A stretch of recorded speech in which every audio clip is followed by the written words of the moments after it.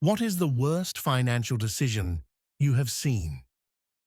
Then a whole series of tragedies happened that left us in a very difficult financial situation, so that we could no longer afford the place where we were now living, and we had to move to his family's old house, which is on an island, far from the mainland.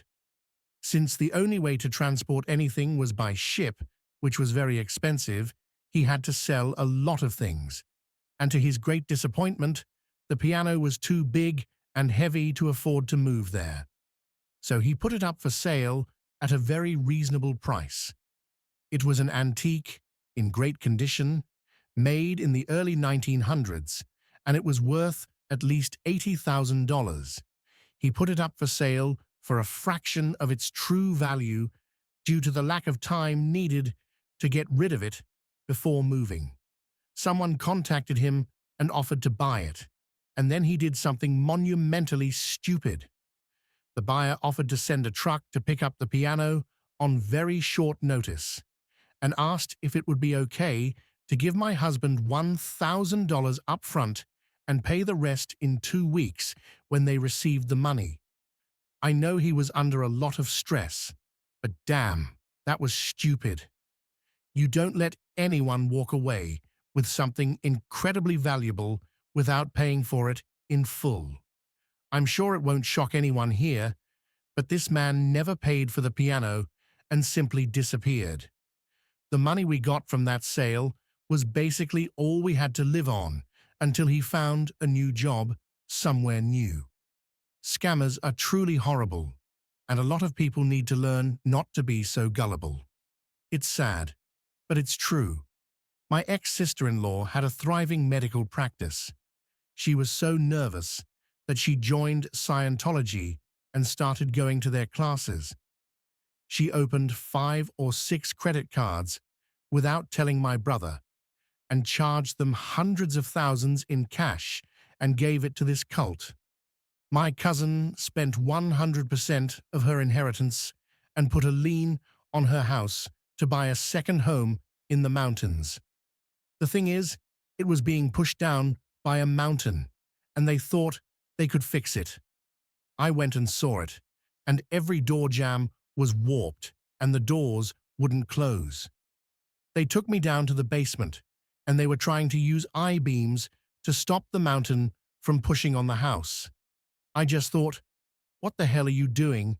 This isn't going to solve anything.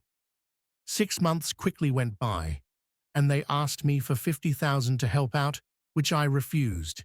A year quickly went by, and the house collapsed, and now they owe over $300,000 on a house that doesn't exist, and if they don't make the payments, they will lose their other house too, because they used the original house as collateral and couldn't get insurance on the second house. Total money lost over $700,000. Worked with a 50-year-old guy who looked like a rhino's ass and hated anyone who wasn't in England, and sent £10,000 to his fiancée in Thailand, who he had never met, for a boob job, clothes, and flights. Oddly enough, the naked pictures of her and promises of anal sex during the visit stopped as soon as the money was sent. A couple of weeks ago, we had to talk to one of our employees about something similar. He's not the best-looking or smartest guy, but he's a good guy. Apparently he met a girl online who lives in Atlanta. We saw her Facebook page, and we could tell something was wrong. She was this hot blonde who only had 4 pictures, all in skimpy tops and lingerie. No other posts on her page, just pictures.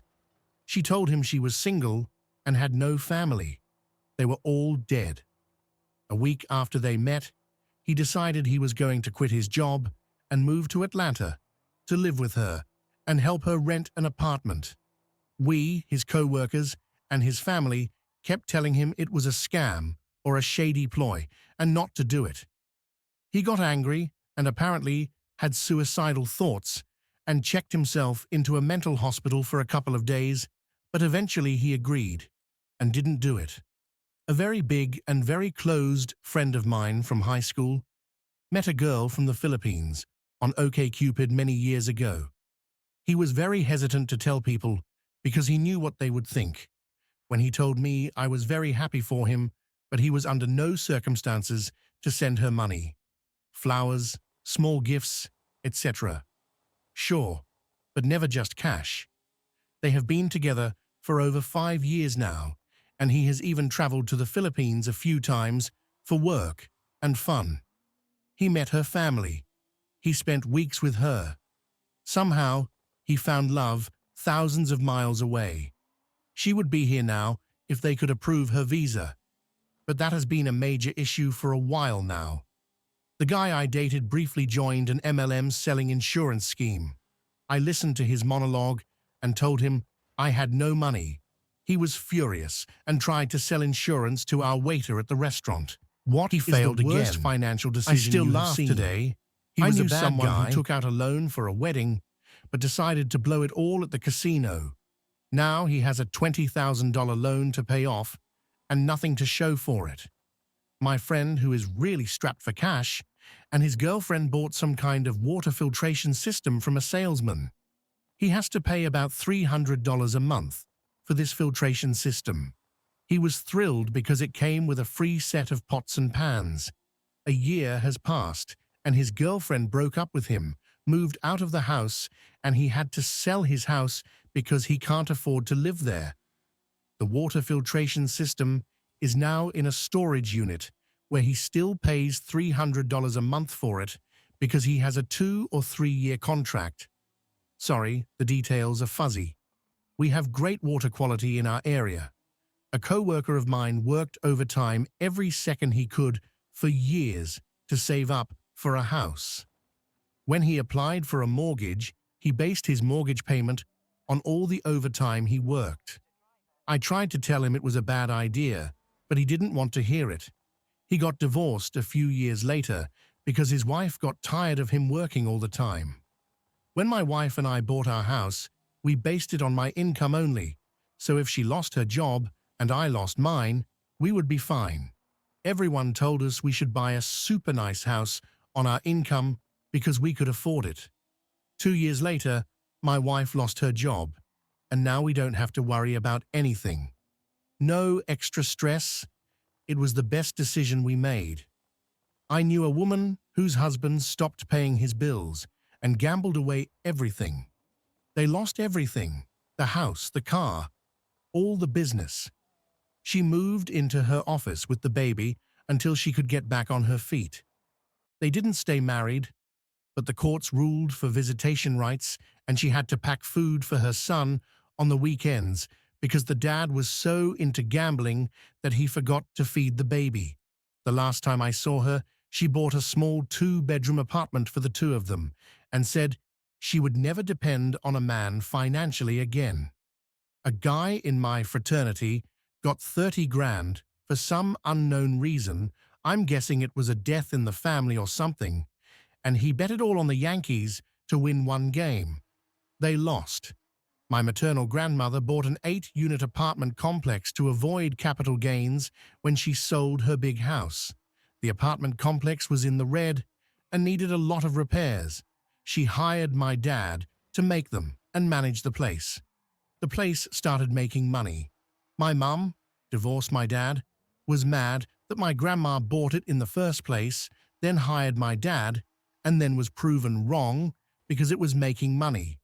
My grandma was in her 90s, and my mum had been pushing her for years, so my grandma finally sold it.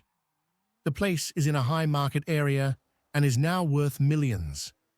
My mum made a bad financial decision based on petty spite. The dude who owned a small convenience store in our town spent like $20,000 on fidget spinners. He spent a year writing posts begging people to buy them because he was about to lose his business and his marriage was falling apart because of it. My manager took out a loan from their 401k to pay rent because their credit cards were maxed out. 2 weeks later, they bought a brand new Lincoln for $60,000 with virtually no down payment because her daughter just had a baby and I needed a bigger car for it.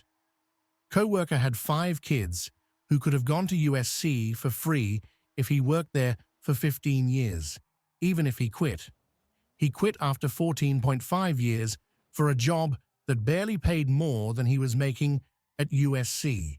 Cost all 5 kids a free education at a better school because he couldn't wait another 6 months. My terrible aunt was the trustee of my grandparents' estate. When they died, she decided to sell their house to some random realtor who put a flyer on the door. A realtor, not with a realtor. It wasn't listed for sale, and my aunt turned down my offer to do so after I insisted on listing the house and getting people to bid on it. My brother's ex fell for Craigslist. She found a motorcycle, and the guy needed money up front to pay bills before she even saw it. We told her, "Don't do it. It's a scam." She said she already sent $1,000. Of course, he never showed her the bike, and we found out from my brother that after they broke up, she actually kept sending him money in hopes of getting the bike. I think she was $3,000 down by the end. What is the worst financial decision you have seen?